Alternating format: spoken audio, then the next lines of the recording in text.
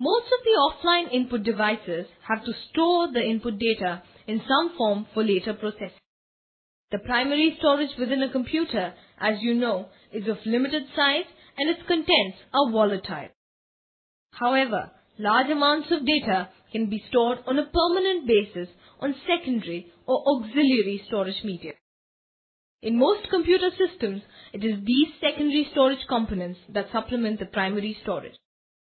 The media used for secondary storage usually use magnetic technology and come in different shapes, sizes, and storage capacities. The devices for secondary storage are used for both storing as well as retrieving, since the same device head allows both writing as well as reading. This is very similar to the playhead of our audio systems at home that can not only play back pre-recorded music but can also record new music. One can see a clear distinction among secondary storage devices depending on the kind of data access they permit. Sequential access devices and direct access devices. Sequential access devices allow data to be accessed only in a particular sequence. In everyday life, one can consider the regular audio cassette player as a sequential access device. One can play and listen to the fourth song only by playing or fast-forwarding the preceding 3 songs. Similarly, in computing technology, magnetic tapes, the earlier punch cards, and paper tapes are examples of sequential access media. In order to access the 9th record on a tape, one must go through the preceding 8 records. Because of the extra time taken for the drive head to get aligned onto the correct record, sequential access devices were relatively slow. Hence, the stored data has tended to be offline from the processor except when loaded on an input device. Unlike sequential access devices, direct access storage devices or DAS-D allow data to be accessed exactly from the point where it was actually stored, irrespective of what data appeared before it. Data retained in these secondary storage devices favors online applications and is available to the processor at all times. Most of these devices use disks as the storage media, examples of which are magnetic disks and optical disks. The disk media are made up of concentric circles called tracks, and each track is further logically divided into sectors for creating units of storage. The data is stored along these tracks as tiny invisible polarized spots. Compared with primary storage, the capacity of a DASD is much larger and the cost per bit stored is lower.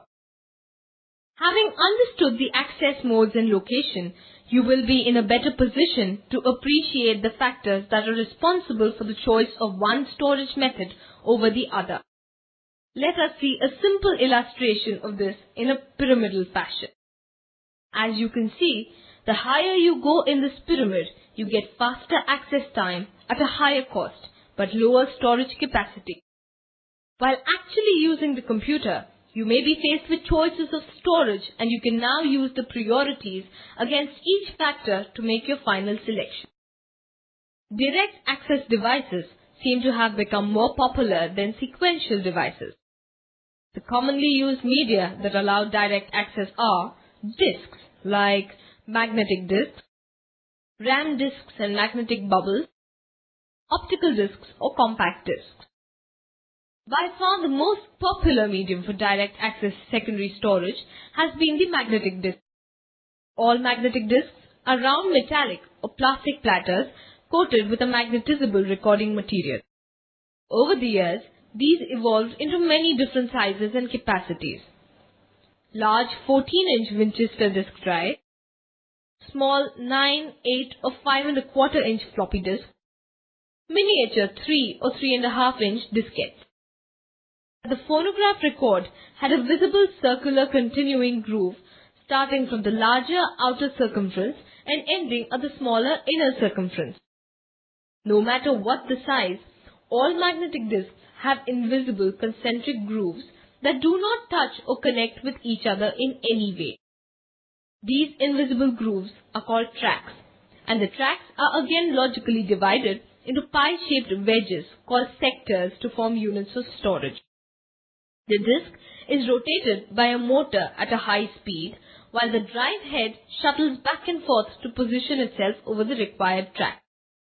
In the case of floppy disks, the read-write head comes into actual contact with the disk, whereas in the case of larger disks, the head flies on a cushion of air a few micro-inches above the disk surface.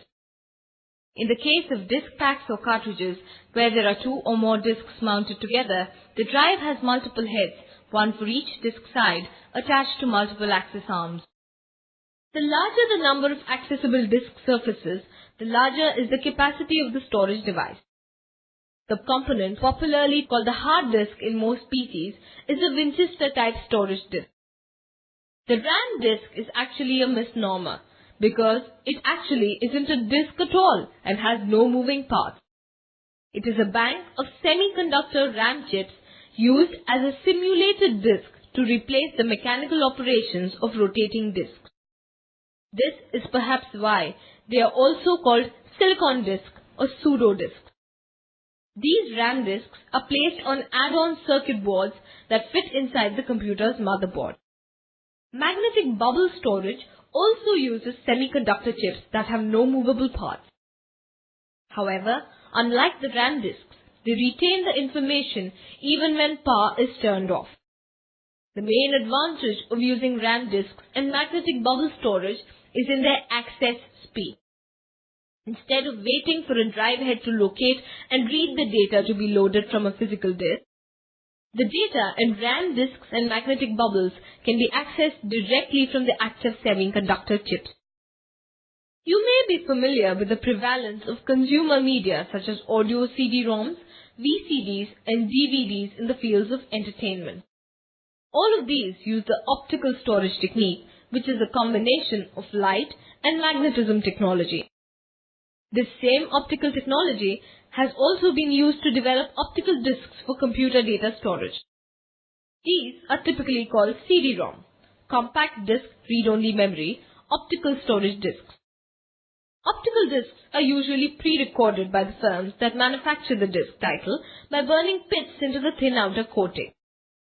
The pit patterns represent the stream of digital data that are used to encode images and sound.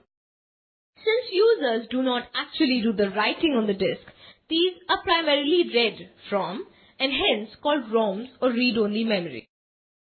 These disks require optical drives, wherein a beam of laser light, which has no contact with the disk surface, is used to read the data.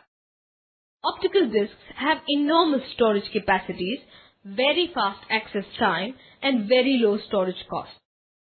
You can pack a 33-volume Encyclopedia Britannica into one optical disc and still have space to store more data.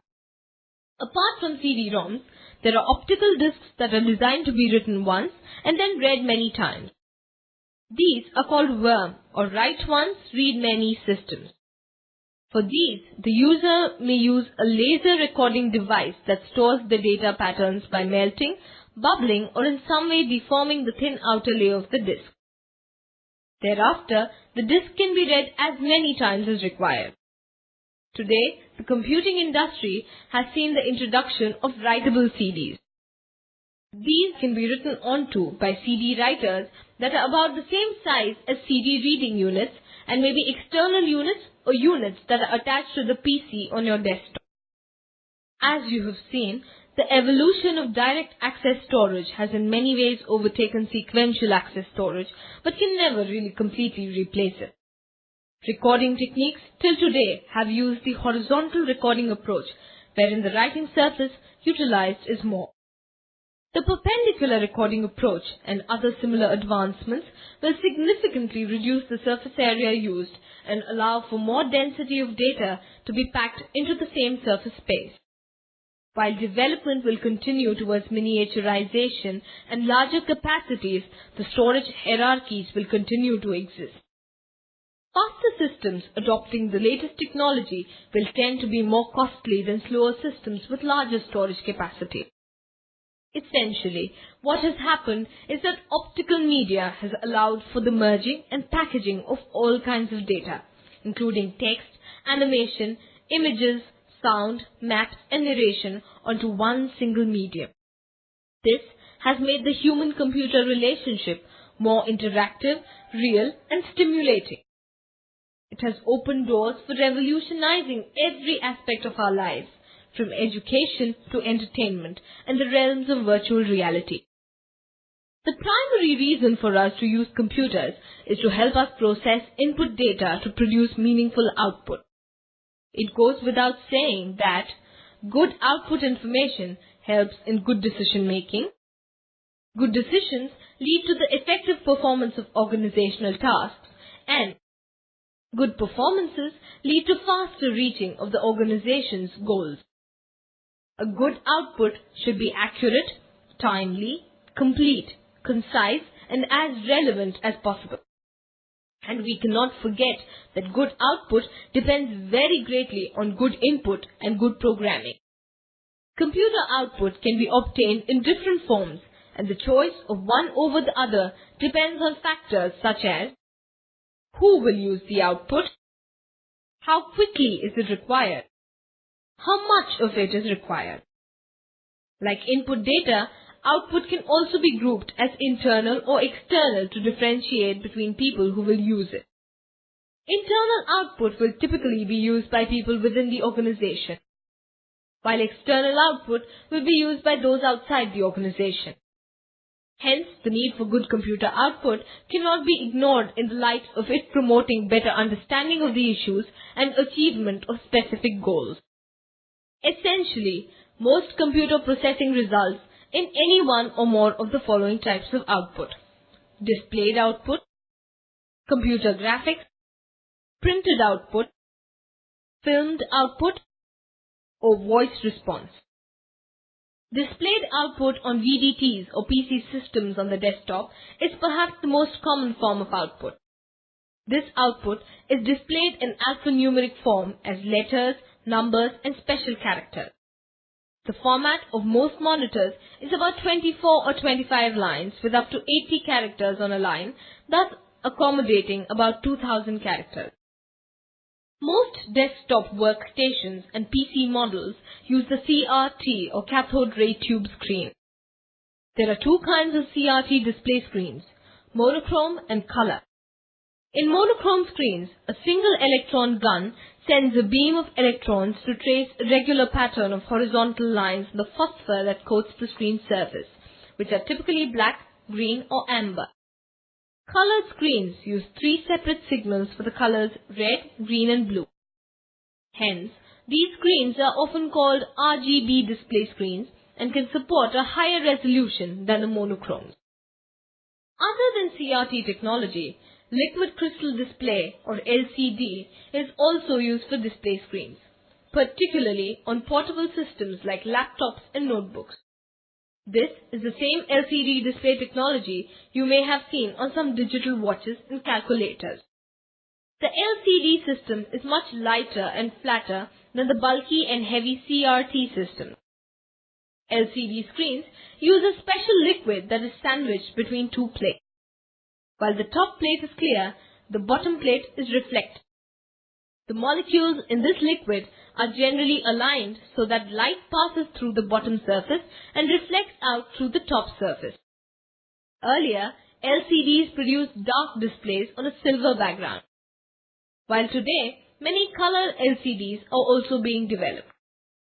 We all know that graphical representation of data can be better understood, related to, and retained than textual data. In cases where computer output shows relationships, changes, and trends, the significance of it all can get terribly lost under volumes of numeric data. In such cases, graphs, charts, maps, and other visual aids prepared from the statistical data are far more interesting and better absorbed by viewers. It is believed that graphical representations tend to create loss of detailed information. However, the advantages of the visual impact far outweigh this negligible loss. Apart from graphic representations, drawing packages also produce a graphic image output, complete with the vibrancy of colors. Most graphic outputs are visible on the screens. Permanent or hard copies can also be maintained by using the following graphics-based output devices: printers, plotters, and camera photographs. A plotter releases ink over the paper it traverses based on the signals it receives from the computer. Plotters use either of the pen or inkjet approaches. Pen plotters generally come in two kinds.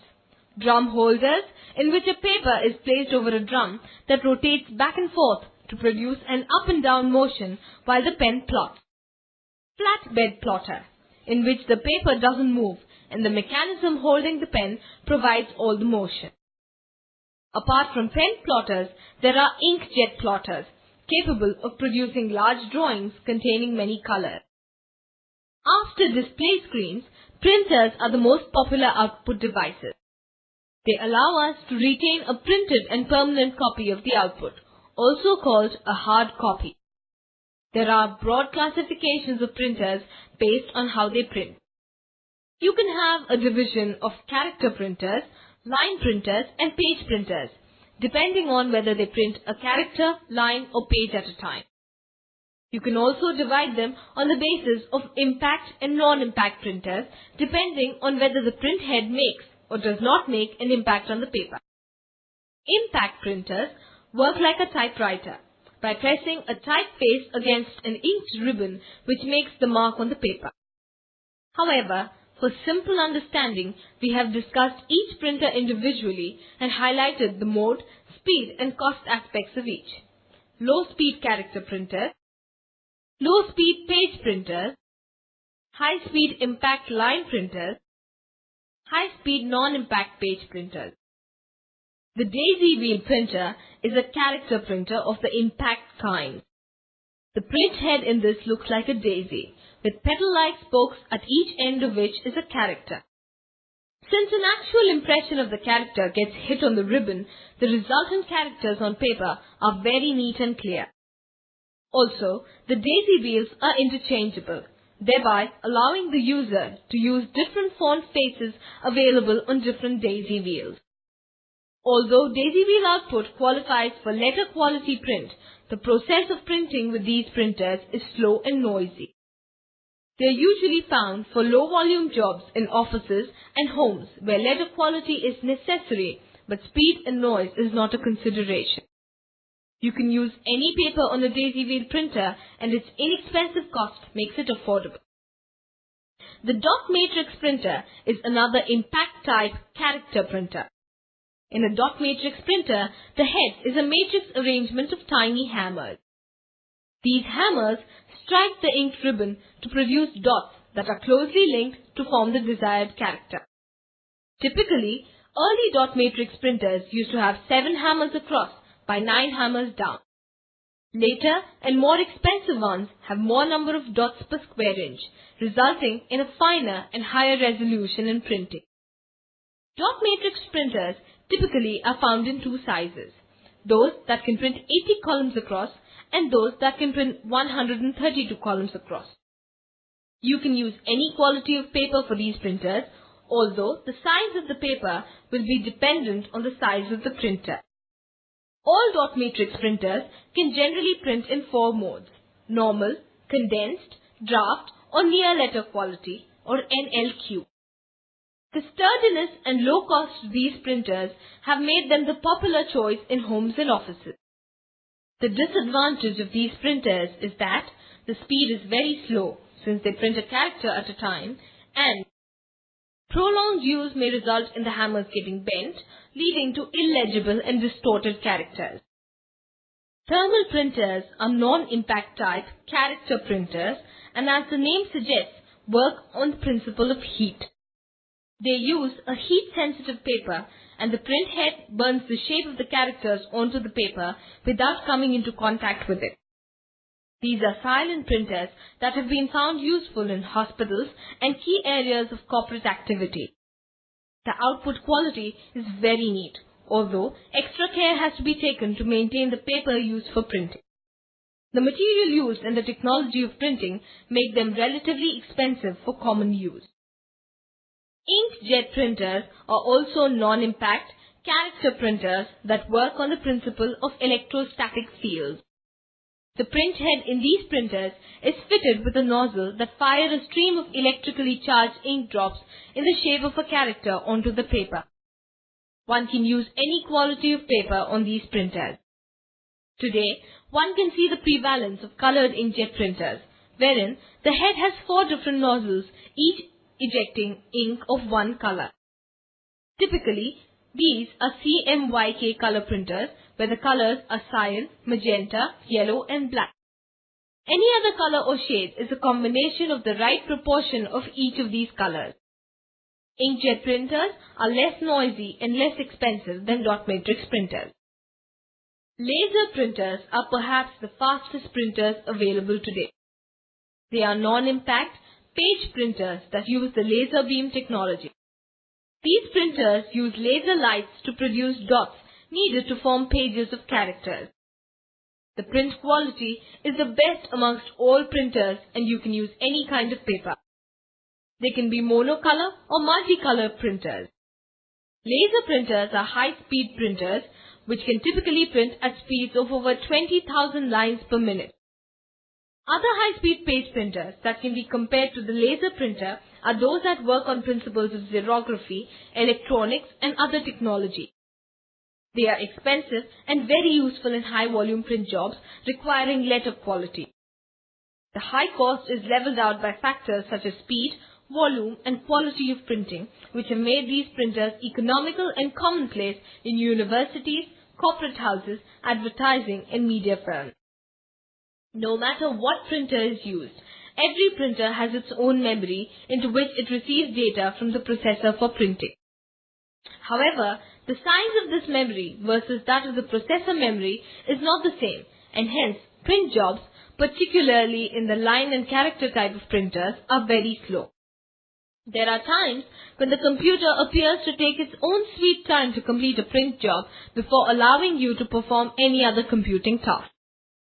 The two approaches that allow large systems and users to operate their PCs normally while the printing is in progress are spooler program, which allows the processor to alternate between processing a user's ongoing activity and controlling the printing process, printer buffer, which is an additional storage that complements the printer's memory. The buffer can store the input as fast as the computer can send it and then releases the data to match the printer's speed while the computer is free to perform its operations. Many organizations, universities and research laboratories need to capture volumes of reports for future use. These are originally printed on paper but then need to be archived onto a medium that allows maximum storage in minimum space and would remain intact for long periods of time. Computer output to microfilm or COM technology can be used to record the computer output information as microscopic filmed images. In some cases, the computer output may be read onto a magnetic tape and then, in an offline operation, entered onto the film by a microfilm recorder. In other cases, the output may be sent directly to the recorder.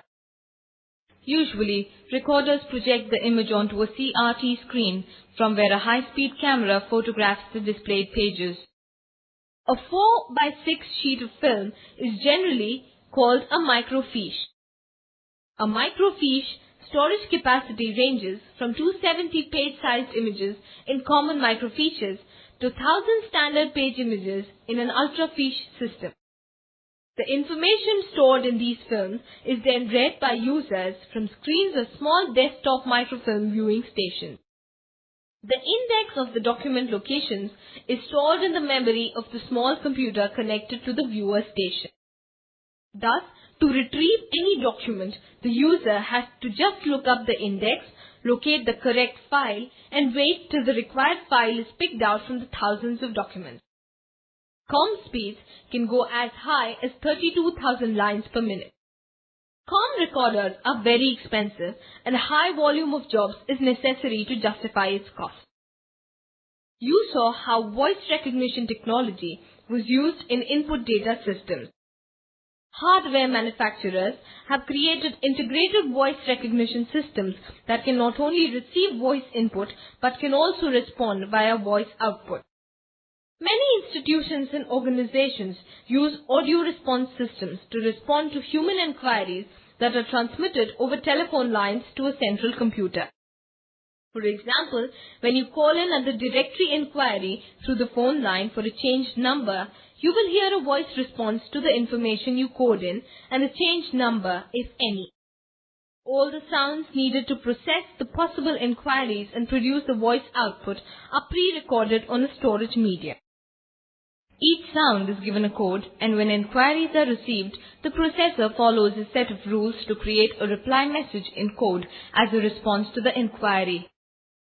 An audio response device receives this coded message, assembles the sounds in the proper sequence, and finally transmits the audio message back to the station requesting the information. Audio response systems can be inexpensive, and many are now available for use with personal computers. Audio response techniques combined with briefcase-sized terminals turn every telephone into a potential computer input-output device.